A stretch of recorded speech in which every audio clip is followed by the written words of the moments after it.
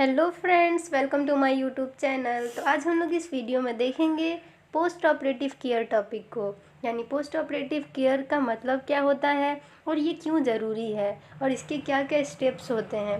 ये सभी चीज़ें हम लोग जानेंगे इस टॉपिक में। तो पोस्ट ऑपरेटिव केयर में सबसे पहले हम देखेंगे कि इसके कंटेंट क्या क्या है, यानी पढ़ना क्या क्या है। तो सबसे पहले हम लोग इसका इंट्रोडक्शन देखेंगे, फिर इसका पर्पस क्या है, यानी किस मकसद के लिए, क्या इससे अच्छा है, ठीक है, किस मकसद के लिए करते हैं, फिर इसमें कितने फेज होते हैं। फिर हम लोग देखेंगे जनरल पोस्ट ऑपरेटिव प्रॉब्लम्स को, यानी ऑपरेशन के बाद क्या क्या प्रॉब्लम फेस करनी पड़ती है पेशेंट को। फिर देखेंगे components of post operative care, यानी पोस्ट ऑपरेटिव केयर में क्या क्या कंपोनेंट्स हैं, क्या क्या करने चाहिए, क्या क्या हम लोग को करना होता है पेशेंट के साथ, ठीक है। अब हम लोग इसके इंट्रोडक्शन को देखेंगे। Post operative care is the care patients receive after a surgical procedure, यानी ऐसा केयर जो कि ऑपरेशन के बाद यानी सर्जरी के बाद पेशेंट को दिया जाता है, ठीक है। पेशेंट रिसीव करता है सर्जिकल प्रोसीजर के बाद, ठीक है। Post operative care is very important for the successful outcome of the surgical procedure, यानी कोई सर्जरी हुआ वो सफल होए तो इसके लिए पोस्ट ऑपरेटिव केयर बहुत ज़रूरी है, ठीक है। Successful outcome of the surgical procedure, इसका मतलब यही होता है कि सही से पेशेंट हो जाए, सर्जरी के बाद उसको जो बीमारी थी वो ठीक हो जाए, ठीक है, और उसके बाद पेशेंट अब एकदम हेल्दी स्वस्थ हो जाए। Post operative care begins immediately after the reversal of the patient from the anaesthesia, यानी पोस्ट ऑपरेटिव केयर कब स्टार्ट हो जाता है, कब शुरू हो जाएगा, जब पेशेंट का सर्जरी ख़त्म हो जाएगा और पेशेंट को होश में लाना शुरू कर देंगे, उसी टाइम से पोस्ट ऑपरेटिव केयर शुरू हो जाता है, ठीक है। तो पोस्ट ऑपरेटिव केयर क्या क्या है, तो पेशेंट को सर्जरी के बाद जो हम लोग केयर प्रोवाइड करेंगे वो पोस्ट ऑपरेटिव केयर होता है। ये बहुत ही इम्पॉर्टेंट है सक्सेसफुलनेस के लिए, यानी सक्सेस के लिए सर्जरी के, ठीक है। सर्जरी सक्सेस होगा किसके वजह से, पोस्ट ऑपरेटिव केयर के वजह से, ठीक है। और ये कब शुरू हो जाता है, तो जब हमारा सर्जरी ख़त्म हुआ और एनेस्थीसिया यानी कि पेशेंट को होश में लाया जाता है। एनेस्थीसिया क्या है, उसको बेहोश करते हैं, सुन्न करते हैं, लेकिन जब उसे होश में लाना शुरू करेंगे तो उसी टाइम से हमारा पोस्ट ऑपरेटिव केयर स्टार्ट हो जाता है। तो अब हम लोग देखेंगे कि पोस्ट ऑपरेटिव केयर का पर्पस क्या होता है, यानी क्या इसका मकसद है, क्या इसका पर्पस है। To enable a successful and faster recovery of the patient post operatively, यानी पेशेंट जो है बहुत जल्दी रिकवर कर जाए, बहुत जल्दी ठीक हो जाए और उसका जो सर्जरी है वो सफल होए, ठीक है। और हमारा जो है दूसरा पॉइंट जो है इसमें, to reduce post operative mortality rate, यानी ऑपरेशन के बाद अगर अच्छे से केयर ना की जाए तो बहुत सारे पेशेंट को कॉम्प्लिकेशन हो जाते हैं और वो पेशेंट मर जाता है। तो वो जो मॉर्टेलिटी रेट है, जो मरने का जो ये दर है वो कम रहे, ठीक है, उसे कम करने के लिए पोस्ट ऑपरेटिव केयर प्रोवाइड की जाती है। To reduce the length of hospital stay of the patient, यानी उसे अगर अच्छी केयर प्रोवाइड करेंगे तो पेशेंट जल्दी ठीक होगा और उसे हॉस्पिटल में ज़्यादा दिन रुकना नहीं पड़ेगा। तो हॉस्पिटल स्टे कम करने के लिए और फिर मॉर्टेलिटी रेट को कम करने के लिए और पेशेंट का फास्टर रिकवरी हो, ठीक है, जल्दी से रिकवर हो, पेशेंट फास्टली रिकवर करे, ठीक है। ये 3 पॉइंट है। और अब हमारा जो चौथा पॉइंट है वो है to provide quality care service, यानी उससे अच्छी क्वालिटी का केयर प्रोवाइड करें। जब हम लोग उसे अच्छे से केयर करेंगे तो वो जल्दी ठीक होगा, ठीक है, और जल्दी ठीक होगा तो वो जल्दी हॉस्पिटल से घर जाएगा, ठीक है। अब हम लोग देखेंगे कि क्या क्या फेजेज होते हैं, ठीक है, कितने फेज होते हैं पोस्ट ऑपरेटिव केयर में। तो इसमें पहला जो फेज है, फेज 1, it is the immediate recovery phase and requires intensive care to detect early signs of complication, यानी पेशेंट जो है वो जो फेज 1 में है उसका वो रिकवरी फेज है, ठीक है, यानी तुरंत वो सर्जरी ख़त्म हुई उसके बाद वो जो फेज स्टार्ट होता है वो होता है फेज 1, ठीक है। इसमें उसे बहुत ज़्यादा ही ध्यान से रखना पड़ता है, बहुत ज़्यादा ही केयर उसे प्रोवाइड करना पड़ता है और इसी टाइम हम लोग जो भी कॉम्प्लिकेशन होंगे पेशेंट में उन सबको ऑब्जर्व करेंगे और उसको ट्रीट करेंगे, ठीक है। Receive a complete patient record from the operating room which to plan post operative care, यानी जो प्लान किया गया है पेशेंट के लिए कि उसे ऑपरेशन के बाद ये मेडिसिन देना है, इस तरह से उसके वाइटल्स को चेक करना है, उसे इस तरह का केयर प्रोवाइड करना है, तो हर चीज़ के लिए प्लानिंग होती है। तो जो प्लान किया गया है वो वहाँ पे बताया जाता है वार्ड में, और वो पेशेंट को उस तरह से देखभाल किया जाता है।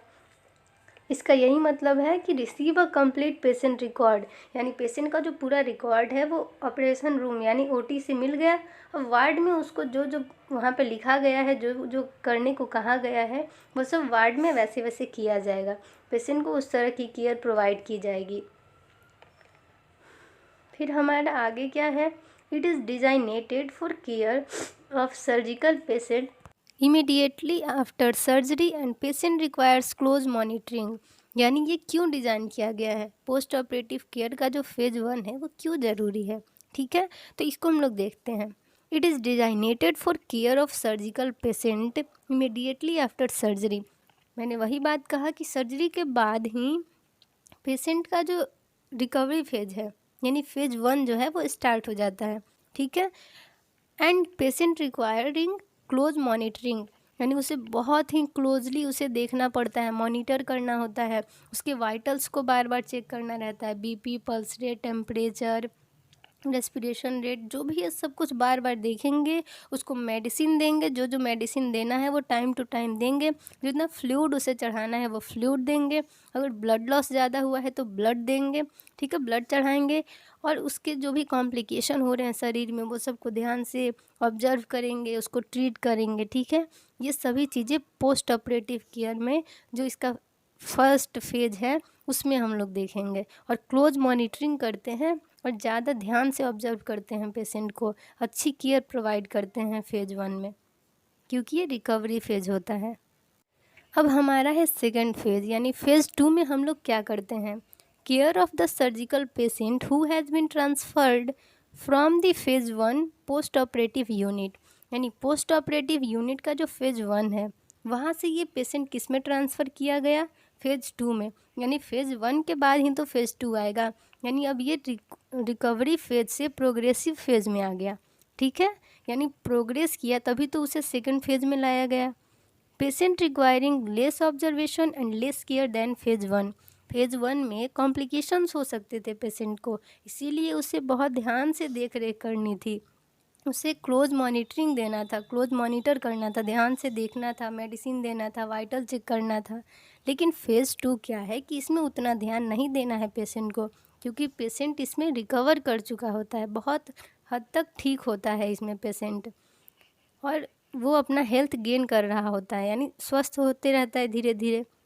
और इसमें हम लोग कम केयर प्रोवाइड करेंगे और उतना क्लोजली मॉनिटर नहीं करेंगे, बस उसको मेडिसिन वगैरह जो थोड़ी बहुत देनी है वो देंगे, और उसको देखेंगे कि वो ठीक हो रहा है धीरे धीरे, तो उसे अब हम लोग भेजने की तैयारी करेंगे। ठीक है, कि जल्दी से वो रिकवर कर जाए, जल्दी से ठीक हो जाए, और फिर वो डिस्चार्ज हो और अपने घर जाके अच्छे से रहे। ये फेज जो है, this phase is also non as progressive care unit. ये फेज प्रोग्रेसिव केयर यूनिट के नाम से जाना जाता है, क्योंकि पेशेंट इसमें प्रोग्रेस कर रहा होता है पहले उसका रिकवरी फेज था क्योंकि वो रिकवर कर रहा था, लेकिन सेकंड फेज में उसका हेल्थ बहुत अच्छा हो रहा था पहले से, तो इसीलिए उसे हम लोग प्रोग्रेसिव फेज कहते हैं।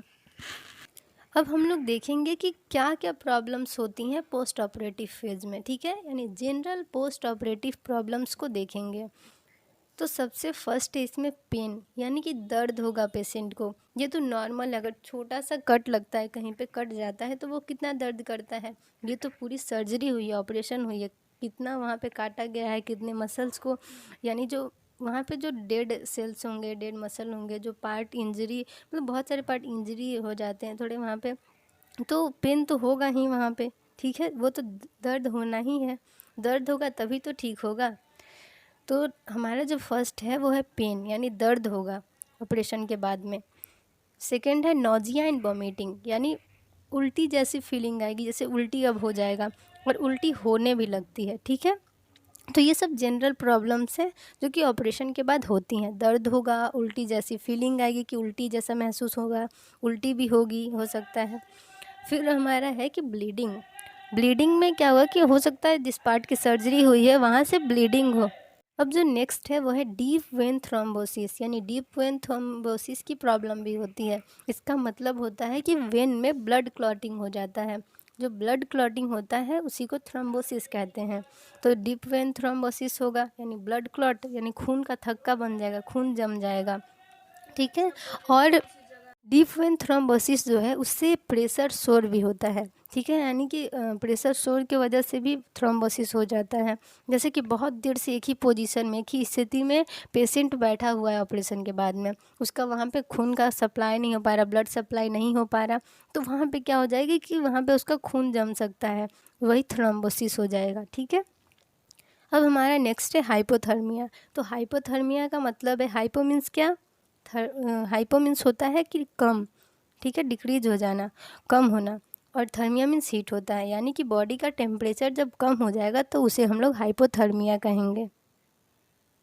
तो जब पेशेंट की सर्जरी होती है तो उस टाइम ओटी जो ऑपरेशन रूम होता है उसका जो टेम्परेचर है वो बहुत कम होता है, ठीक है, ठंडा करके रखते हैं ओटी को, तो इसलिए पेशेंट का बॉडी तो ठंडा होना ही है। और बहुत ही ब्लड लॉस भी होता है सर्जरी के टाइम में, उसे बेहोशी की दवा दी जाती है, बेहोश किया जाता है, बहुत सारे प्रोसीजर होते हैं जिसके चलते उसका जो बॉडी का टेम्परेचर है वो लो हो सकता है, ठीक है, कम हो सकता है तापमान। तो इसीलिए हो सकता है वो हाइपोवॉलेमिक शॉक में चला जाए, उसकी जो मतलब ब्लीडिंग ज़्यादा हो गई है तो ब्लड जो बॉडी का वॉल्यूम है वो कम हो जाएगा, तो उसी को हाइपोवॉलेमिक शॉक कहते हैं। तो इसी कारण जब उसका जो बॉडी है वो हाइपोथर्मिया स्टेट में चला जाएगा, यानी कि उसका बॉडी का टेम्परेचर कम हो जाएगा, ठीक है, तापमान कम हो जाएगा, तो इसीलिए उसको भी मेंटेन करना होगा। ये सब प्रॉब्लम जो है वो जनरल है, ऑपरेशन के बाद हुआ करती हैं। अब है नेक्स्ट जो प्रॉब्लम है वो है फीवर, यानी हो सकता है पेशेंट को ऑपरेशन के बाद में बुखार आ जाए, ठीक है, बुखार भी हो सकता है।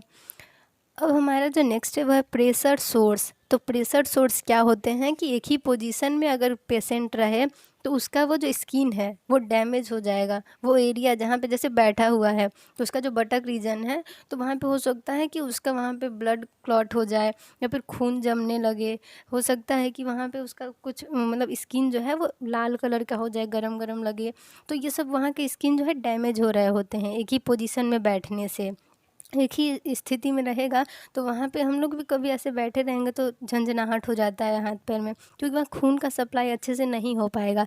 जब ब्लड सप्लाई अच्छे से नहीं होगा तो दिक्कतें तो होंगी, तो यही प्रेशर सोर क्रिएट करता है, ठीक है। तो प्रेशर सोर के भी 4 स्टेप्स होते हैं।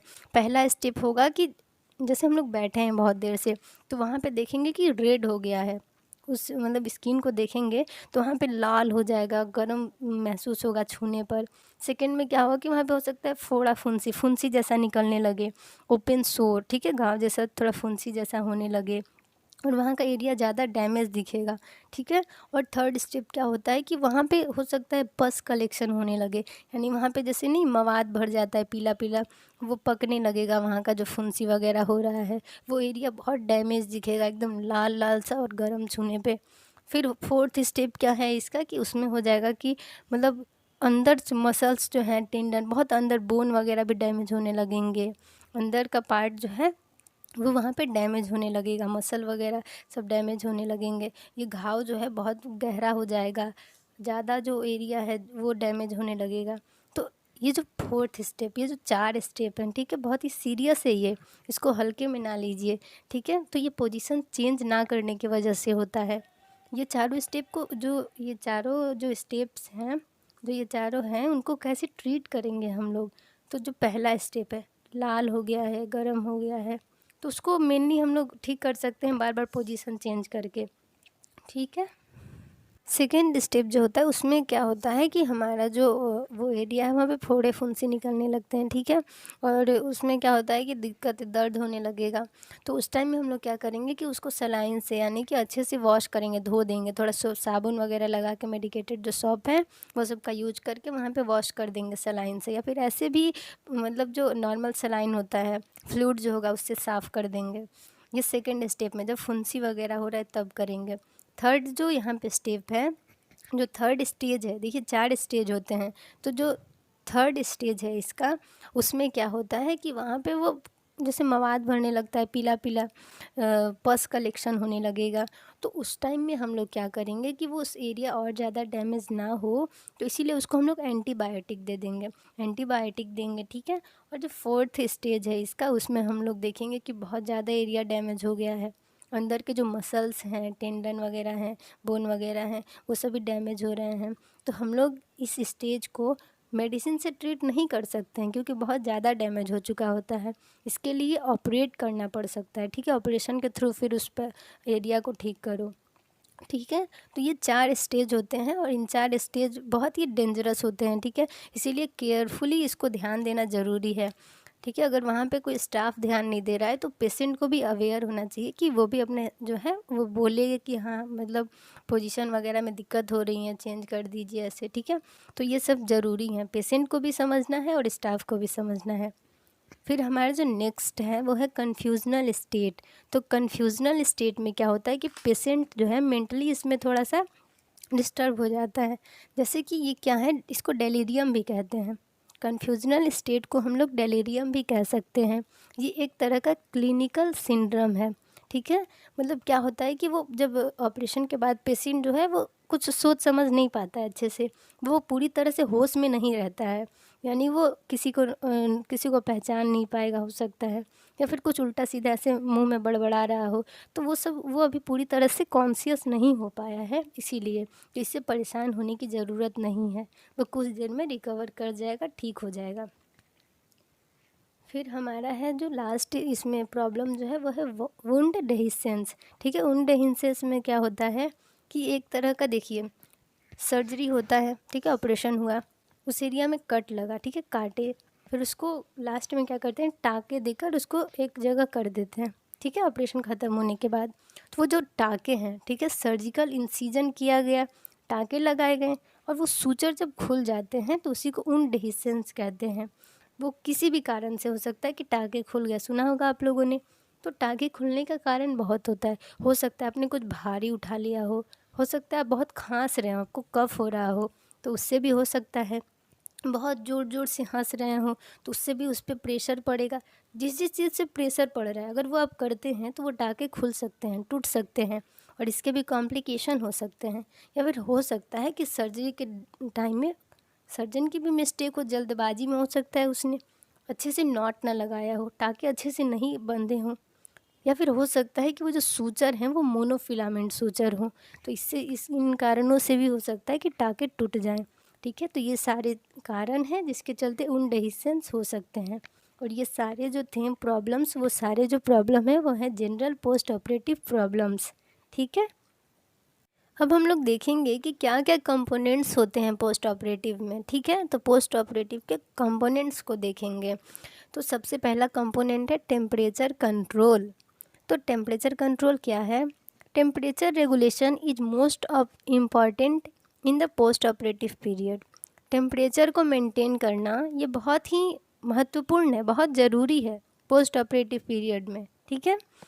Patients are often cool after surgery. The staff should provide warmed blanket in the immediate post-operative period. तो मैंने बताया कि टेम्परेचर क्यों कम हो जाता है पेशेंट का, पेशेंट क्यों हाइपोथर्मिया स्टेट में चला जाता है, क्यों उसकी ये स्थिति हो जाती है। तो पहला कारण है कि जो ओटी होता है, ऑपरेशन थिएटर जो रूम होता है, उसमें एसी चल रही होती है, ठंडा करके रखते हैं, ठीक है। तो ठंडा करके रखेंगे तो पेशेंट का बॉडी भी ठंडा हो जाएगा। दूसरा है कि अगर हो सकता है उसमें पेशेंट के सर्जरी के टाइम में बहुत ज़्यादा ही खून गिरा हो, ब्लड लॉस बहुत ज़्यादा हुआ हो, तो इससे भी बॉडी जो है वो हाइपोथर्मिया स्टेज में चला जाएगा, ठीक है। टेम्परेचर कम हो जाएगा पेशेंट के बॉडी का।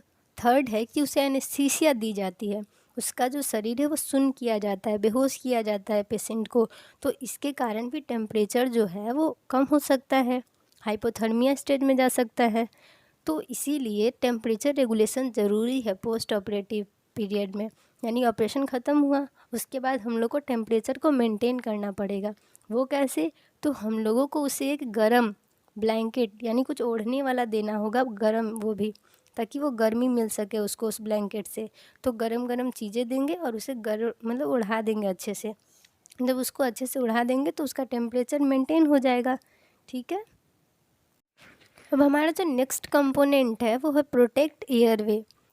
तो एयरवे को प्रोटेक्ट कैसे करेंगे हम लोग, ठीक है, by proper positioning of patients head, यानी पेशेंट को प्रॉपर पोजीशन देंगे, ठीक है, यानी उसे सेमी फॉलर या फिर फॉलर पोजीशन में लिटाएंगे, ठीक है, यानी जो बैठने का पोजीशन होता है वही उसी पोजीशन में उसको रखेंगे, ठीक है। इस पोजीशन में करेंगे तो पेशेंट का जो है एयरवे वो प्रोटेक्ट रहेगा, यानी उसे सांस लेने में दिक्कत नहीं होगी।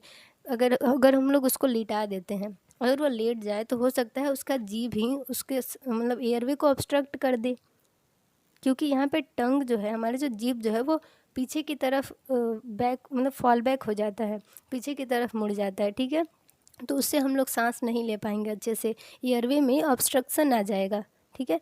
तो इसीलिए प्रॉपर पोजिशनिंग ज़रूरी है पेशेंट का, उसे हम लोग बैठने वाले पोजीशन में जैसे बैठ के लिटा देते हैं ना, उसी पोजीशन में, ठीक है। तो वही हो गया सेमी फॉलर या फिर फॉलर पोजीशन। फिर हमारा नेक्स्ट है बाय क्लियरिंग एयरवे, यानी ऑपरेशन के बाद में देखते हैं हम लोग कि वहाँ पे सक्शन किया जाता है। सक्शनिंग मतलब कि जो भी लार वगैरह है अगर कुछ वहाँ पे है तो वो सारा जो है वो एक निगेटिव प्रेशर होता है, ठीक है, उससे वो सारा वहाँ से सोख लिया जाता है उस पाइप के थ्रू। तो ये सक्शनिंग ज़रूरी है, जो भी वहाँ ऑब्स्ट्रक्शन है वो सब निकल जाए और हमारा जो एयरवे है वो प्रोटेक्ट है, ठीक है, प्रोटेक्ट हो जाए। थर्ड है हमारा इसमें pharyngeal obstruction can occur when the patient lies on the back as there are chances for tongue to fall back।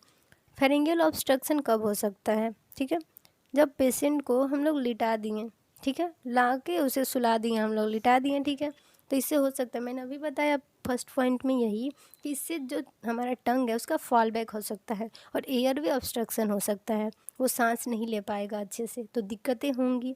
इसीलिए प्रॉपर पोजिशनिंग ज़रूरी है, ठीक है, उसे प्रॉपर उसका जो सिर है उसका अच्छे से पोजिशनिंग कर देंगे, उसका बॉडी अच्छे से पोजीशन में रख मतलब बैठा देंगे उसको, या फिर अगर उसको मतलब ये पोजीशन होता है, ये सभी आप देखे होंगे जो वार्ड वगैरह में जिनकी सर्जरी हुई होगी तो आप लोगों ने देखा होगा कि उनको कैसे वार्ड में लिटाया जाता है, बैठाया जाता है, उनकी सेहत को ध्यान में रखते हुए, तो उसे हम लोग फॉलर या सेमी फॉलर पोजीशन में बैठा देते हैं, ठीक है, पूरा अपना बैठा हुआ है ना लेटा हुआ है, ठीक है, वैसे पोजीशन में रहता है और इसमें वो जो है वो प्रोटेक्ट रहता है, उसका एयरवे वो सुरक्षित रहता है, वो सांस ले सकता है अच्छे से, ठीक है। इसमें 3 थे पॉइंट, प्रॉपर पोजीशनिंग करेंगे उसकी बॉडी का, उसके हेड का, उसका एयरवे क्लियर कर देंगे। ऑपरेशन के बाद सक्शनिंग की जाती है। सक्शन का मतलब कि खींच लेगा जितना भी वहाँ से एक नेगेटिव प्रेशर होता है, जैसे कि हम लोग पिचकारी लेते हैं, ठीक है, पिचकारी में जब हम लोग खींचेंगे तो जो भी आगे पानी रहता है वो खींचता है, तो वैसे ही एक पाइप रहता है, ठीक है, और एक मशीन रहती है, वो नेगेटिव प्रेशर पे काम करता है। अगर हम लोग उसको गले में डालेंगे तो क्या होगा कि वहाँ पे जो भी लार वगैरह है या फिर जो भी चीज़ें वहाँ पे हैं वो सभी वहाँ पे सोख लेंगी, खींच लेंगी अपनी तरफ, और इस तरह से हमारा जो गला है वो साफ़ हो जाएगा, हमारा एयरवे जो है प्रोटेक्ट हो जाएगा, ठीक है। फेरेंजियल ऑब्स्ट्रक्शन के लिए क्या करना है कि उसे अच्छे से पोजीशन में रखना है ताकि वहाँ पे एयरवे ऑब्स्ट्रक्ट ना हो, कोई बाधा ना आए सांस लेने में। अब हमारा जो नेक्स्ट कंपोनेंट है वो है positioning of patient in bed. First point इसमें है changing a patient position in every 2 hours helps keep blood flowing, ठीक है, हर 2 घंटे पे पेशेंट का पोजीशन हम लोग चेंज करेंगे। वो क्यों करेंगे? ताकि उसके बॉडी में अच्छे से ब्लड फ्लो होते रहे, खून का बहाव अच्छे से रहे और वो स्वस्थ रहे, उसको कोई भी प्रेशर शोर की समस्या ना हो, ठीक है। इसी में सेकंड पॉइंट है this helps the skin stay healthy and prevent bed source. Pressure शोर को बेड शोर भी कहा जाता है, ठीक है। तो अगर हम लोग उसका प्रॉपर पोजिशनिंग करते रहेंगे हर 2 घंटे पे तो खून का बहाव यानी ब्लड सप्लाई अच्छे से रहेगा, ब्लड फ्लो अच्छे से करेगा, ठीक है, शरीर में, तो फिर इससे उसका जो स्किन है वहाँ प्रेशर शोर यानी बेड शोर नहीं होंगे और उसका जो स्किन है वो स्वस्थ रहेगा, हेल्दी रहेगा उसका स्किन पेशेंट का। Turning a patient is a good time to check the skin for redness and source.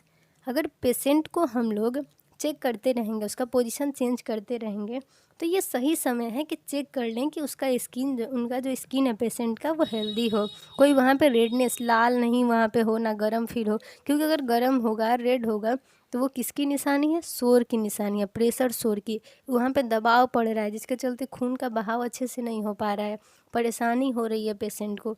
ठीक है। अब जो नेक्स्ट कंपोनेंट है वो है रेस्पिरेटरी केयर, यानी कि हम लोग पेशेंट को रेस्पिरेटरी केयर कैसे प्रोवाइड करेंगे। तो फर्स्ट है ऑक्सीजन मास्क के थ्रू। ठीक है, ऑक्सीजन मास्क लगा देते हैं, फिर उसे ऑक्सीजन सप्लाई करते हैं। ठीक है, तो सांस लेने में तकलीफ़ नहीं होती है। फिर सेकंड है वेंटिलेटर पे।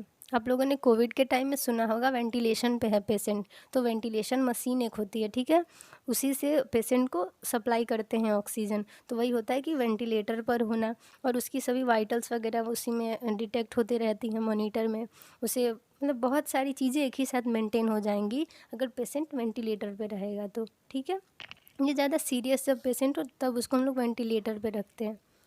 थर्ड है हमारा ट्रैकियल सक्शन, यानी वही सक्शन जो मैंने बताया पिचकारी के हेल्प से करते हैं, मतलब पिचकारी का एग्जांपल देके बताया। वैसे निगेटिव प्रेशर पर काम करता है एक मशीन। उसी मशीन के थ्रू, पाइप के थ्रू हम लोग गले को साफ़ कर देते हैं। वो सारी गंदगी को, समझिए जो लार है वो गंदगी एक तरह का, वो खिंच जाएगा, तो हमारा जो एयरवे है, सांस की नली जो है वो एकदम साफ़ हो जाएगी और हम लोग अच्छे से सांस ले पाएंगे, रेस्पिरेशन सही रहेगा। ठीक है, तो ये रेस्पिरेटरी केयर के ये सारे पॉइंट है। लास्ट है chest physiotherapy. Chest physiotherapy, physiotherapy का मतलब समझे होंगे आप। फिजियोथेरेपी क्या होता है कि ये एक फिजिकल ट्रीटमेंट है, जैसे एक्सरसाइज करके कोई जो मेन पॉइंट्स होते हैं उसको दबा के पेशेंट का बॉडी को फिट करते हैं हम लोग। ठीक है, पेशेंट को जो प्रॉब्लम होती है उसे ठीक करते हैं फिजिकल ट्रीटमेंट देके। चेस्ट फिजियोथेरेपी में भी ऐसे ही करते हैं, फिजियोथेरेपी देंगे उसको, चेस्ट पे ऐसे प्रेस करेंगे दोनों हाथों से, तो उससे भी उसका जो एयरवे है वो प्रोटेक्ट रहेगा। रेस्पिरेटरी केयर इस तरह से देंगे हम लोग। ठीक है, अब हमारा नेक्स्ट कंपोनेंट है maintain fluids and electrolyte balance. इसमें हम लोग देखेंगे क्या, an important staff responsibility is to maintain potency of IV infusion in the post operative period, blood transfusion if necessary. ये स्टाफ की जिम्मेदारी होती है कि ऑपरेशन के बाद पेशेंट के बॉडी को चेक करते रहें, उसे क्लोजली मॉनिटर करें। तो उसमें हमारा फ्लूइड भी है, उसके शरीर में सर्जरी के टाइम में ब्लड लॉस होता है। ठीक है, पानी जो है फ्लूइड जो उसका भी लॉस होता है। ठीक है, तो उसको मेंटेन करना ज़रूरी है क्योंकि वो हाइपोवॉलेमिक शॉक में जा सकता है अगर शरीर में ज़्यादा कमी हो गई तो इसीलिए पेशेंट को फ्लूइड और इलेक्ट्रोलाइट जो होते हैं, फ्लूइड में ही सारे होते हैं इलेक्ट्रोलाइट वगैरह सब। ठीक है, तो वैसा फ्लूइड उसे देंगे हम लोग। कैसे? तो IV इन्फ्यूज़न के थ्रू, यानी एक कैनुला आप लोगों ने देखा होगा कि पेशेंट के हाथ में, या फिर अगर हाथ में नहीं मिल पाता तो बहुत जगह पे होती हैं, तो उस तरह से अलग अलग वेन में हम लोग उसे दे देते हैं। वो कैनुला इंसर्ट करेंगे और फिर उसी से आसान होता है कि वो इन्फ्यूज़न मतलब कि फ्लूइड वहाँ से चढ़ा दे पेशेंट को। ठीक है, तो ये एक सही तरीका है IV इन्फ्यूज़न, मतलब बॉडी का जो फ्लूइड का जो स्टेट है उसे मेंटेन करने के लिए। अगर पेशेंट के शरीर में ज़्यादा खून की कमी है तो ब्लड ट्रांसफ्यूजन भी करते हैं, यानी जो हम लोग फ्लूइड चढ़ा रहे हैं, पानी चढ़ाना जिसे कहते हैं, फ्लूइड चढ़ा रहे हैं, तो इसी तरह से हम लोग उसे ब्लड भी ट्रांसफ्यूज कर सकते हैं, ब्लड भी चढ़ाएंगे। ठीक है, अब हमारा जो नेक्स्ट कंपोनेंट है वो है वाइटल साइन। इसमें पहला पॉइंट है staff should note the vital parameters of the patient such as blood pressure, pulse rate, temperature, SpO2 ETC। यानी स्टाफ की ये रिस्पॉन्सिबिलिटी होती है कि वो टाइम टू टाइम पेशेंट का वाइटल ले। ठीक है, वाइटल में क्या आते हैं कि वो जो पेशेंट का पूरा फिजिकल जांच होता है, यानी उसका ब्लड प्रेशर, ठीक है, ब्लड प्रेशर, रक्तचाप, ब्लड प्रेशर की जांच करेंगे, पल्स रेट कितना है उसका जांच करेंगे, फिर टेम्परेचर, उसका बॉडी का जो तापमान है वो कितना है, शरीर का तापमान देखेंगे, फिर उसका ऑक्सीजन का सेचुरेशन, ऑक्सीजन कितना है उसके शरीर में, SpO2 लेवल देखेंगे। ठीक है, तो जो ब्लड प्रेशर का नॉर्मल रेंज है वो है 120/80। पल्स रेट कितना होता है तो 60 to 100 breaths per minute. Temperature, तो टेम्परेचर 98.6 फ़ारेनहाइट और 37 डिग्री सेल्सियस। ठीक है, SpO2 यानी ऑक्सीजन का लेवल कितना होना चाहिए तो 94 to 100%। ठीक है, और रेस्पिरेशन रेट हो गया तो वो 16 to 24 होता है। ठीक है, तो ये सारे जो वाइटल हैं, ठीक है, ये सारे पेशेंट चेक किए जाते हैं टाइम टू टाइम, और अगर ये बढ़ रहा है घट रहा है तो उसके अकॉर्डिंग मेडिसिन दी जाती है। और फिर क्या है कि staff should also note the quantity of the urine and its colour. और वाइटल में फिर हम लोग देखेंगे कि वो यूरो बैग लगा रहता है, ठीक है। यूरिन यानी कि जो बाथरूम है उसका उसका हम लोग क्वांटिटी देखते हैं कि उसके बॉडी से कितना यूरिन आउटपुट हुआ है, ठीक है, यूरिन कितना निकला है, यूरिन आउटपुट को चेक करेंगे। और फिर उसका कलर देखेंगे कि कैसा कलर है। अगर ज़्यादा येलोविश होता है और कम यूरिन आ रहा है तो इसका मतलब है कि उसके शरीर में पानी की कमी हो रही है, किडनी अच्छे से नहीं फिल्टर कर पा रहा, अच्छे से नहीं निकाल पा रहा है जितना उसको आउट करना चाहिए यूरिन को, ठीक है। तो ये सभी चीज़ों को ध्यान में रखेंगे और चेक करेंगे। यूरिन का कलर देखेंगे, यूरिन की क्वांटिटी देखेंगे, ड्रेन जो हो रहा है, ड्रेन अगर फिक्स है, ड्रेन लगा हुआ है तो ड्रेन को भी चेक करेंगे, देखेंगे कि कितना ड्रेन से आउटपुट हुआ है। अब हमारा नेक्स्ट कंपोनेंट है असेसमेंट ऑफ सर्जिकल साइट, यानी सर्जिकल साइट को कैसे असेस करेंगे हम लोग, यानी उसका देखभाल कैसे करेंगे, उसको पहले कैसे पता करेंगे उसमें प्रॉब्लम क्या हो रही है, ठीक है। तो फर्स्ट पॉइंट है the surgical site and incision should always be inspected, यानी जो सर्जिकल साइट जहाँ सर्जरी हुई है और जो वहाँ पे इंसिजन लगा है, ठीक है, जो टाँके लगे हैं, जो वहाँ पे कट किया गया था, जहाँ टाँके लगे हैं, उन सब को केयर करते रहना है, उसको देखना है, मॉनिटर करना है, वहाँ पे क्या प्रॉब्लम हो रहा है, वो ठीक हो रहा है या नहीं, ठीक है, या फिर वहाँ पे पस वगैरह बन रहा है, टाँके खुल रहे हैं, क्या हो रहा है, वो सब देखना है, इंस्पेक्शन करना है, जांच करना है उन चीज़ों का, ठीक है। सेकेंड पॉइंट है हेमरेज।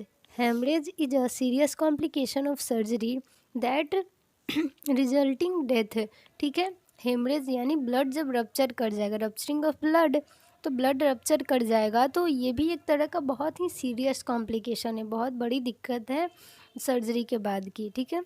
इसमें डेथ भी हो सकता है पेशेंट का, ज़्यादा ब्लड अगर बह जाएगा, ब्लड लॉस हो जाएगा, ठीक है। हाँ, रप्चरिंग ऑफ ब्लड यानी ब्लड रप्चर कर जा रहा है, ठीक है, तो ज़्यादा ब्लड बह जाएगा, ठीक है, ज़्यादा दिक्कतें हो जाएंगी हेमरेज के चलते। It can occur in immediate post operative और up to several days after surgery, ठीक है। तो ये जो हेमरेज है वो ऑपरेशन के बाद, तुरंत बाद भी हो सकता है और कुछ दिन बाद भी हो सकता है। If bleeding pressure dressing are placed, जब ब्लीडिंग हो रहा है तो हम लोग एकदम प्रेशर यानी कि ड्रेसिंग करते हैं, ठीक है, तो उसको एकदम प्रेशर से, थोड़ा वहाँ पे ज़्यादा प्रेशर अप्लाई करके उसको एकदम प्रेशर ड्रेसिंग कर देंगे, यानी वहाँ पे थोड़ा दाब होना चाहिए ताकि वो ब्लीडिंग वहीं पे रुक जाए, ठीक है, और जितना है वो सारा उसमें सोख ले, उस जो भी वहाँ पे कॉटन और फिर वो जो गॉज होता है उसका बनाते हैं, ठीक है, बैंडेज और कॉटन का, उसको वहाँ पे एकदम प्रेशराइज करके वहाँ लगा देना है, ठीक है, ताकि वहाँ पे वो ब्लड जो है वो ज़्यादा ना हो, ब्लीडिंग ना हो। फिर हमारा नेक्स्ट पॉइंट है also assess the wound drainage system, ठीक है, उन ड्रेनेज सिस्टम को चेक करते रहना है। जहाँ तो देखिए जहाँ पे ऑपरेशन हुआ रहता है सर्जिकल साइट जो है वहाँ पे क्या होता है कि ड्रेन फिक्स रहता है। ड्रेन क्या होता है कि जो भी वहाँ पे पस बन रहा है, ठीक है, मवाद बन रहा है, ब्लड निकल रहा है, वो सब उस ड्रेन में एक बॉक्स जैसा रहेगा या थैले जैसा, उसमें वो सारा पाइप के थ्रू आके स्टोर होगा, तो वही ड्रेन। ड्रेन का मतलब क्या, नाला एक तरह का ड्रेन समझते हैं, जो गली मोहल्ले में कहीं देखते हैं वो ड्रेन है, ठीक है। वैसे ही हमारे शरीर से भी जो गंदगी निकल रही है उस गंदगी को निकालने के लिए, ठीक है, जहाँ ऑपरेशन हुआ है उस साइड से जो गंदगी निकल रही है उसको निकलने के लिए एक थैला या फिर एक डब्बे जैसा रहता है, ठीक है, उसमें पाइप लगा रहता है और वो पाइप वहाँ पे सर्जिकल साइट में अटैच रहता है, तो पाइप से होते हुए उसमें आके वो सारा स्टोर होगा, ठीक है। तो ऐसे ही देखेंगे हम लोग। नेक्स्ट पॉइंट जो है इसमें, incision and drainage should be monitored for the amount of drainage and science of infection, ठीक है। तो जहाँ पे इंसिजन लगा है वो साइड देख लिए जहाँ सर्जरी हुआ है, मतलब मेन इसका क्या है, जहाँ सर्जरी हुई है उस साइट को, उस जगह को अच्छे से देखना है, ऑब्जर्व करना है कि वहाँ कोई दिक्कत तो नहीं हो रही है, घाव तो नहीं बन रहा है या टाँके खुल तो नहीं रहे हैं, वहाँ पे ज़्यादा मवाद तो यानी पस तो कलेक्ट नहीं हो रहा है, जो ड्रेन लगा हुआ है वो कितना अमाउंट है उस ड्रेनेज का, यानी कितना खून निकल रहा है, वो मवाद पस निकल रहा है तो वो कितना अमाउंट में निकला है, कितना उसका मात्रा कितना है, ठीक है, ज़्यादा निकल रहा है, कम निकल रहा है, तो वो सब उसी के अनुसार मेडिसिन दी जाती है पेशेंट को, ठीक है। अब देखिए इन्फेक्शन का साइन, ठीक है, इन्फेक्शन कैसे पता चलेगा कि वहाँ इन्फेक्शन हो गया है, तो ज़्यादा अगर ड्रेन हो रहा है, ज़्यादा अगर वहाँ से पस निकल रहा है, ठीक है, मवाद ज़्यादा निकल रहा है, इसका मतलब कि वहाँ पे इन्फेक्शन हो गया, इन्फ्लेमेशन हो रहा है, ठीक है। इन्फ्लेमेशन का साइन क्या होता है, तो वहाँ पे आसपास के जहाँ सर्जरी हुआ है वहाँ एरिया में रेडनेस हो जाएगा, लाल हो जाएगा, ठीक है। पस निकलने लगेगा ड्रेन में, ठीक है। फिर है कि वहाँ से स्मेल बहुत अजीब आएगी, एकदम ख़राब सी स्मेल, बैड स्मेल आएगी। टच करेंगे तो बहुत गर्म लगेगा, ठीक है। पेन होगा, वहाँ पे दर्द होगा, ठीक है। टच करने पे दर्द होगा, रेडनेस हो जाएगी, पस कलेक्शन हो जाएगा, बहुत ही बैड स्मेल आएगी, टच करने पे गरम, ठीक है। हॉट टू टच, गरम फील होगा टच करने पे। तो ये सारे जो हैं साइन हैं इन्फ्लेमेशन के। तो ये इस तरह से हम लोग सर्जिकल साइट को एसेस करेंगे, देखेंगे क्या दिक्कत हो रही है। अब हम लोग देखेंगे कि उसको मैनेज कैसे करते हैं, अगर दिक्कतें वहाँ हो रही हैं तो उसको मैनेज कैसे करेंगे, ठीक कैसे करेंगे। तो मैनेजमेंट ऑफ सर्जिकल वाउंड्स में अब हम लोग देखेंगे, जो इसका पहला पॉइंट है, all surgical wounds require a moist environment to support healing. तो हम लोगों ने सुना होगा कि जो विंटर सीजन यानी ठंडे के दिन में सर्जरी अगर हुई है तो वो बहुत जल्दी ही रिकवर कर जाता है, पेशेंट बहुत जल्दी ठीक होता है, क्योंकि सर्जिकल इम्प्रूवमेंट बहुत जल्दी होता है विंटर सीजन में। ये क्यों होता है, क्योंकि इस टाइम में जो हमारा ब्लड वेजल है वो कंस्ट्रिक्ट हो जाता है, ठीक है। कंस्ट्रिक्शन ऑफ ब्लड वेजल इसका कारण है कि सर्जिकल इम्प्रूवमेंट विंटर सीजन में जल्दी होता है, वैसे कंस्ट्रिक्शन के चलते, ठीक है। तो मॉइस्ट इन्वायरमेंट, अगर नमी नमी रहेगा तो वो घाव जो है जल्दी से ठीक होगा, ठीक है। The original dressing can be left in place for up to 2 days as long as it is not oozing, ठीक है। कितने टाइम तक हम लोग एक ही ड्रेसिंग को छोड़ सकते हैं, जैसे सर्जरी के टाइम में, ठीक है, सर्जरी हो गया उसके बाद वहाँ ड्रेसिंग कर दी है, ठीक है, बैंडेज और कॉटन का बना रहता है उसी को करके हम लोग बना दिए, ठीक है। वहाँ पर ड्रेसिंग कर दी है अच्छे से, या फिर गॉज पीस वहाँ रख के ड्रेसिंग कर दी जाती है, ठीक। तो अगर ड्रेसिंग वो ओरिजिनल है, ठीक है, तो उसको हम लोग place for up to 2 days यानी कि 48 घंटे, 2 दिन तक हम लोग उसको छोड़ सकते हैं, जब तक कि वहाँ कोई सीरियस कॉम्प्लिकेशन ना हो। यानी कि वहाँ पे अगर कोई जैसे पस वगैरह हो गया है या फिर बहुत ब्लड हो गया है, ऊजिंग मतलब ऊज कर रहा है, वहाँ से निकल रहा है बहुत सारा ब्लड वगैरह, तो वो दिक्कत है, ठीक है। तो दिक्कत है तो उसको हम लोग अच्छे से एसेप्टिक वे से, यानी एकदम स्टेरिलाइजेशन का ध्यान रखते हुए, साफ़ सफाई से ग्लव्स वगैरह पहन के स्टेरिलाइज उसको, अगर टॉवेल वगैरह बढ़िया से रख के सब कुछ अच्छे से स्टेरिलाइजेशन का ध्यान रखते हुए एसेप्टिक टेक्निक से हम लोग वहाँ पे उसका ड्रेसिंग करेंगे, फिर से साफ़ सफाई करके, ठीक है।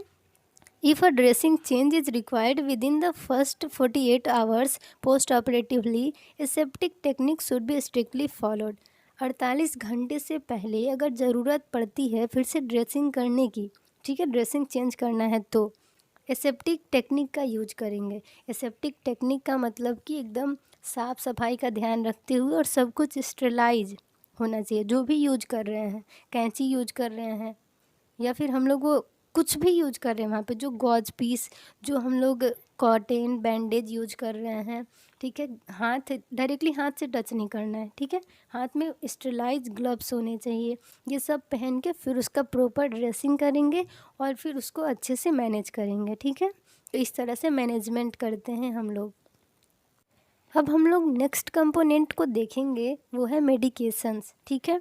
Proper medications should be given timely as prescribed, यानी कि डॉक्टर जैसे जैसे प्रिस्क्राइब किया है, यानी कि जो दवा दो बार देनी है, 3 बार देनी है, 1 बार देनी है दिन में, या फिर जैसे जैसे पेशेंट को देना है, केयर वगैरह जो करना है उसको, जैसे मेडिसिन देना है वो सब, ठीक है, इसी में मेडिकेशन में आएंगे, ठीक है। मेडिकेशन, प्रॉपर मेडिकेशन देना चाहिए पेशेंट को जैसे डॉक्टर प्रेस्क्राइब किया है।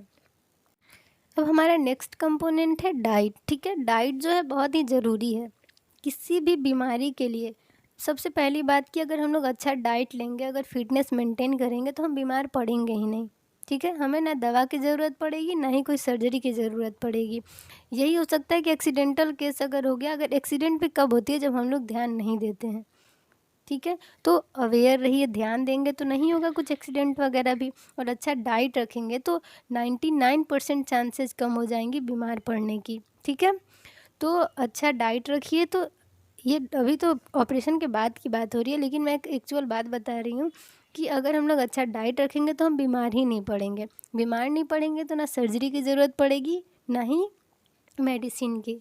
ठीक है, तो देखिए ऑपरेशन के बाद तो हम लोग पॉइंट पे आते हैं कि ऑपरेशन के बाद किस तरह का डाइट देते हैं। तो अगर ज़्यादा सीरियस है पेशेंट का कंडीशन, ठीक है, वो अपने से खा नहीं सकता है, अपने मुंह से खा नहीं सकता है, ठीक है, तो उसको हम लोग नील पर ओरल रखते हैं, NPO। ठीक है, तो इसमें क्या करते हैं कि एक फीडिंग ट्यूब, एक पाइप जैसा रहता है, उसको नाक के थ्रू डालते हैं पेट में, स्टमक में डाल देंगे। तो जो भी खाना देंगे वो उसको पाइप के एक रास्ते से बना रहता है, उसे सिरिंज से, ठीक है, हम लोग उसको खाने को देते हैं। दलिया है या फिर फ्लूइड की तरह, लिक्विड की तरह जो होता है वो हम लोग उसको देते हैं। ठीक है, पेशेंट को देते हैं। और अगर किसी को उतना सीरियस नहीं है, ठीक है, सीरियस कंडीशन नहीं है किसी पेशेंट का, उनको खाना दे सकते, मतलब लिक्विड जैसे दलिया ही है वो डायरेक्ट मुंह से दे सकते हैं। ठीक है, वो अपने से खा सकता है मुंह से। ठीक है, और कोई पेशेंट जो होते हैं वो ठीक होते हैं, बोल सकते हैं, सर्जरी के बाद में एकदम नॉर्मल रहते हैं, ज़्यादा दिक्कत नहीं होती है उन्हें। तो वो क्या कर सकते हैं कि सॉफ्ट डाइट, हल्का खाना खा सकते हैं। ठीक है, हल्का डाइट लेंगे, यानी कि खूब ऑयली और स्पाइसी खाना खाने लगे कि उनको दिक्कत हो जाए। फिर नॉर्मल डाइट कौन लेंगे, नॉर्मल डाइट वो लेंगे जो कि एकदम ही मस्त है, उनको कोई दिक्कत नहीं है, बस थोड़ा कोई छोटा सर्जरी हुआ है वो एकदम तुरंत ठीक हो जाएंगे। ठीक है, तो देखिए नील पर ओरल पहला है। नील पर ओरल वो रहेगा जो कि सीरियस कंडीशन में है, अपने से चल नहीं सकता, बोल नहीं सकते हैं, उठ नहीं सकते हैं, हाथ नहीं चला सकते, बोल भी नहीं, मुंह से खा नहीं सकते हैं। ठीक है, उनको मुंह से खिला भी नहीं सकते हैं, मतलब दूसरे लोग के खिला दे तो वो उनको डाइजेस्ट हो जाए। ठीक है, वैसी कंडीशन नहीं है उनकी। तो फिर इसीलिए एक फीडिंग ट्यूब होता है, राइल्स ट्यूब भी उसे कहते हैं, उसको नाक के थ्रू पेट में डालते हैं और फिर खाना उनको देते हैं। नाक के थ्रू उनको दे देंगे, दलिया वगैरह हो गया, ठीक है, मतलब लिक्विड वाला ही देंगे। और लिक्विड डाइट उन्हें देना है जो कि मतलब मुंह से खा सकते हैं, और उन्हें जूस वगैरह या फिर दलिया उन्हें भी मुंह से खिला सकते हैं। सॉफ्ट डाइट देंगे जो कि ठीक है, मतलब खा सकते हैं, पचा भी सकते हैं। नॉर्मल डाइट एकदम नॉर्मल जो का खाना है, फल फ्रूट खाना वगैरह, रोटी दाल चावल कुछ भी, ठीक है, वो सब चलेगा नॉर्मल पेशेंट को, जो अच्छा है पेशेंट, ज़्यादा सीरियस कंडीशन नहीं है जिसका। अब हमारा नेक्स्ट कंपोनेंट है कंट्रोलिंग नोजिया एंड वोमिटिंग। तो हम लोगों ने देखा था कि जो जनरल पोस्ट ऑपरेटिव प्रॉब्लम्स हैं उसमें हमारा था नोजिया और वोमिटिंग। नोजिया क्या होता है, तो ये फीलिंग ऑफ वोमिटिंग है, हम लोग को ऐसा फील होगा जैसे अभी तुरंत हमको उल्टी होने वाली है। ठीक है, या फिर हम लोगों को उल्टियाँ होती हैं सर्जरी के बाद में। ठीक है, तो इसका मेन फर्स्ट पॉइंट क्या है, these are common problems in post operative period. ठीक है, medications can be administered as per doctor's order. तो ये बहुत ही कॉमन प्रॉब्लम है जो कि ऑपरेशन के बाद में होता है। और मेडिकेशन, ठीक है, तो हम लोग क्या क्या दे सकते हैं, तो ऑन्डासेट्रोन, जिसे ऑनडेट भी बोलते हैं और एमसेट भी बोलते हैं, तो ये देंगे। उसका भी ब्रांड नेम ओमिट्रॉन है। ठीक है, तो ये दवा दे सकते हैं। पेरिनॉर्म दे सकते हैं, इससे नोजिया और वोमिटिंग की जो प्रॉब्लम है उससे राहत मिलेगी। ठीक है, ये मेडिकेशन है, मेडिसिन है, इसको इंजेक्शन के थ्रू भी दे देते हैं या फिर ऐसे भी दे सकते हैं। ठीक है, इससे राहत मिलेगी पेशेंट को बहुत ज़्यादा। अब हमारा नेक्स्ट कंपोनेंट है teaching to patient for self care, यानी पेशेंट को क्या बताना है कि आपको अपना केयर कैसे करना है। यानी पेशेंट रिकवर कर गया पोस्ट ऑपरेटिव वार्ड में से, अब उसको डिस्चार्ज किया जा रहा है घर जाने के लिए। ठीक है, तो उससे पहले उसे कैसे बताएंगे कि आपको अपना केयर खुद से कैसे करना है, क्योंकि ज़िंदगी भर तो किसी के पास कोई केयर करने के लिए रह नहीं सकता। सब लोग अपना अपना शेड्यूल है सबके पास, सब बिजी होते हैं अपने अपने में। देखिए रिटेन इंस्ट्रक्शंस लाइक, इसमें इंस्ट्रक्शन कुछ कुछ उनको बताया गया है कैसे कैसे क्या करना है। सबसे फर्स्ट है वुंड केयर, अपने जो सर्जिकल साइट है, जो उनका घाव है, जो जख्म है, उसका ध्यान देना है, उसको प्रॉपर्ली ड्रेसिंग करवाना है, उसको अच्छे से साफ़ सुथरा रखना है। सेकेंड है एक्टिविटी एंड डाइट्री, यानी कुछ कुछ काम करते रहना है, बेड पे पड़े रहने से बीमार होंगे और आपका बीमारी और बढ़ेगा। ठीक है, तो कुछ ना कुछ काम करते रहना है, एक्सरसाइज वगैरह, योगा वगैरह, जैसे हल्का हल्का जो कर सकते हैं। ये नहीं कि पेट की सर्जरी हो या खूब भयंकर पेट का एक्सरसाइज योगा कर रहे हैं तो वो दिक्कत और बढ़ा देगा। एंड डाइट्री में क्या कि अच्छा खाना लेना है, अच्छा बैलेंस डाइट लेंगे, संतुलित आहार लेंगे तो आप जल्दी रिकवर करेंगे। ठीक है, मेडिकेशंस यानी जो मेडिसिन प्रेस्क्राइब किया गया है डॉक्टर के द्वारा वो आपको प्रॉपरली लेना है, ठीक है। यानी जिस जिस टाइम पे जितने अमाउंट में लेना है वो आप लीजिए तो जल्दी से रिकवर होंगे, आपके लिए ही बोला जा रहा है। फिर है फॉलो अप। तो फॉलो अप में क्या होता है कि आपको ये नहीं कि सर्जरी ख़त्म, हम अपने वार्ड से भी डिस्चार्ज हो गए, मतलब आ गए अच्छे से हॉस्पिटल से, अब आपको डॉक्टर से और वहाँ के लोगों से कोई मतलब नहीं है, ठीक है। तो ये नहीं करना है। जब तक आप पूरी तरह से 100% जो होता है 100% पूरी तरह से ठीक नहीं होते हैं तब तक आपको डॉक्टर से संपर्क बना के रखना है, कांटेक्ट रखना है, आपको उनसे बातचीत करते रहना है कि ये दिक्कत हो रही है, ऐसे हो रहा है, ऐसे में क्या करें, ठीक है। इंस्ट्रक्शन लेते रहना है, ठीक है। अब हमारा नेक्स्ट कंपोनेंट है when can patient leave post operative room. यानी पेशेंट जो है सर्जरी ख़त्म, पोस्ट ऑपरेटिव वार्ड में भी रह लिया, ठीक है, तो उसके बाद क्या करना है, तो कब पेशेंट जो है वो डिस्चार्ज हो सकता है यानी हॉस्पिटल से अपने घर जा सकता है। तो पहला पॉइंट है पेशेंट इज़ फुल्ली कॉन्शियस, ठीक है। पेशेंट होशो हवास में होना चाहिए, एकदम होश में होना चाहिए, पूरी अच्छा मतलब वो चल सके, होश में हो, ये नहीं कि चक्कर खा के गिर जा रहा है, दिक्कतें हो रही हैं उसको चलने में, मतलब वो कॉन्शियस हो, ठीक है। मिनिमल पेन, दर्द भी बहुत कम हो या हो ही नहीं रहा हो दर्द, ठीक है। थर्ड है नो वॉमिटिंग नो नोजिया, यानी उसे वॉमिटिंग की भी प्रॉब्लम ना हो, ना ही नोजिया की प्रॉब्लम हो, ठीक है। वाइटल पैरामीटर्स आर स्टेबल, यानी blood pressure, SpO2 level, pulse rate, respiration rate, temperature जो भी है, ठीक है, सारे वाइटल्स जो हैं नॉर्मल होने चाहिए, स्टेबल होने चाहिए। Medications have been prescribed, doctor उसको जो भी मेडिसिन लेना है वो सब बता चुके हों और वो प्रॉपरली खुद से ले सकता हो।